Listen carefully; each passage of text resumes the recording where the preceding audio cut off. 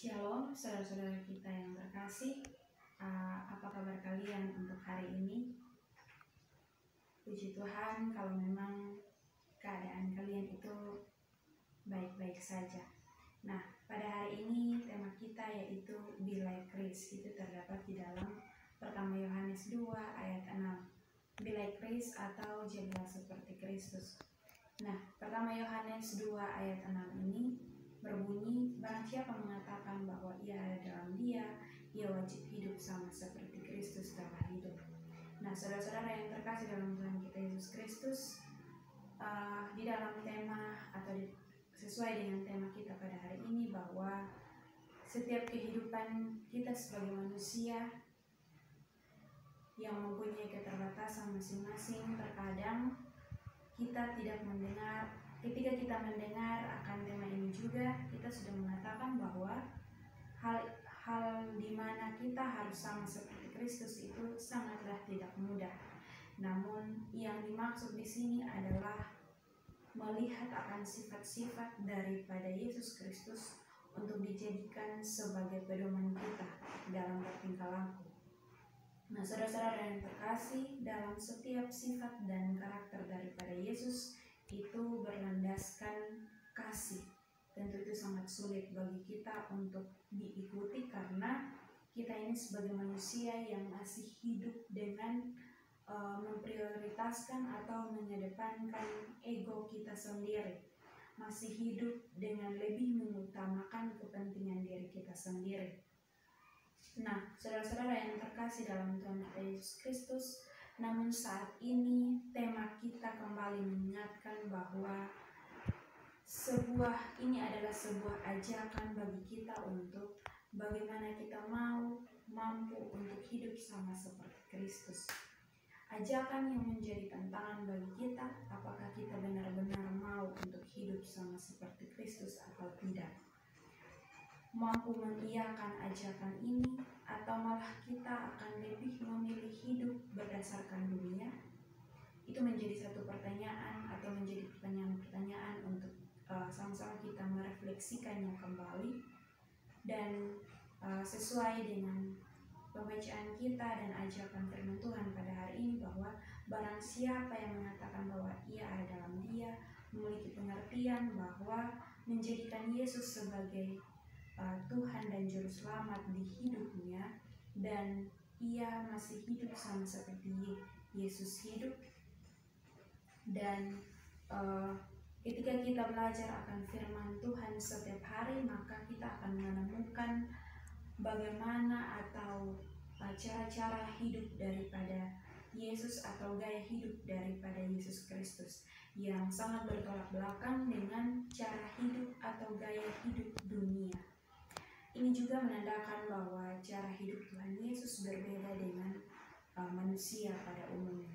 Nah, namun demikian, sebagai orang yang percaya, bila kita dituntut untuk hidup sama seperti Kristus telah hidup, itu artinya bila hidup kita sebagai orang percaya belum mencapai akan standar kehidupan Tuhan Yesus, berarti kita masih sama dengan dunia ini. Padahal yang Yesus tentukan adalah kita harus berbeda dengan dunia ini.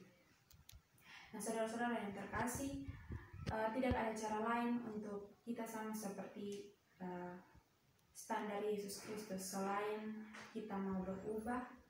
Sebab sebagai orang percaya kita harus meneladani cara hidup Yesus Kristus. Artinya kita sudah tahu bahwa cara hidup Yesus Kristus itu bertolak belakang dengan cara hidup dunia.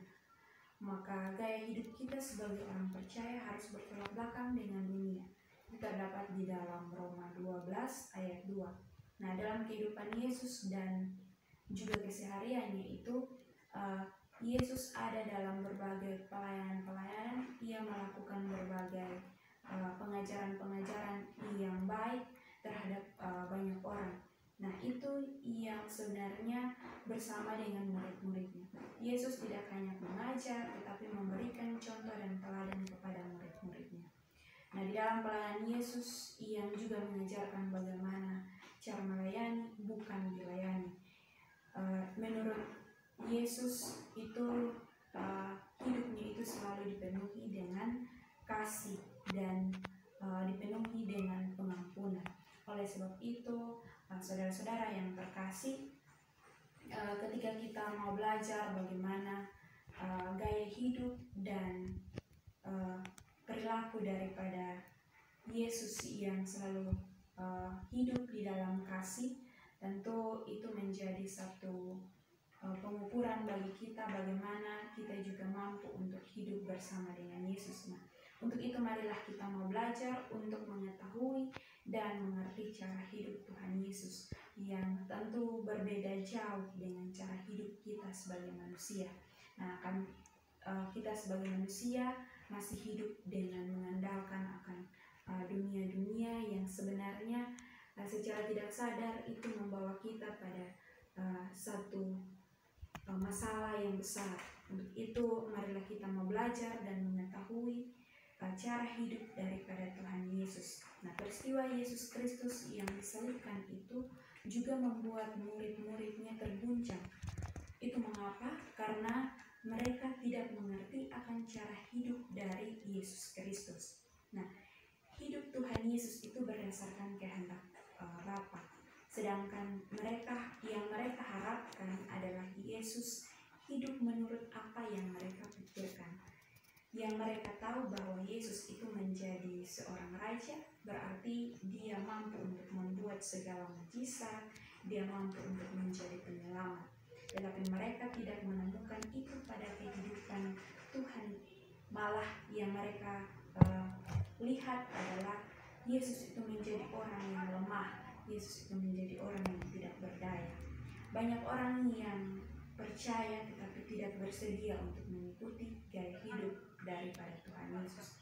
Nah, hal ini terlihat jelas di mana kita sebagai manusia masih mencintai dunia dengan kesenangannya sendiri, masih bersahabat dengan dunia. Padahal yang Tuhan mau adalah kita hidup berbeda dengan dunia ini. Untuk itu, saudara-saudara yang terkasih, marilah kita menggunakan hati dan juga pikiran kita untuk mampu mengerti akan kehidupan atau gaya hidup daripada Yesus yang sebenarnya, agar kita tidak hanya hidup menurut pikiran kita sendiri dan juga pikiran dunia.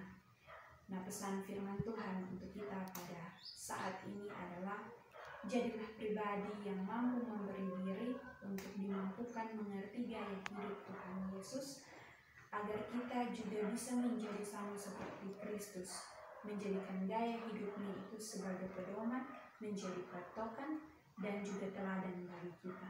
Demikian firman Tuhan kita pada saat ini. Kiranya Tuhan Yesus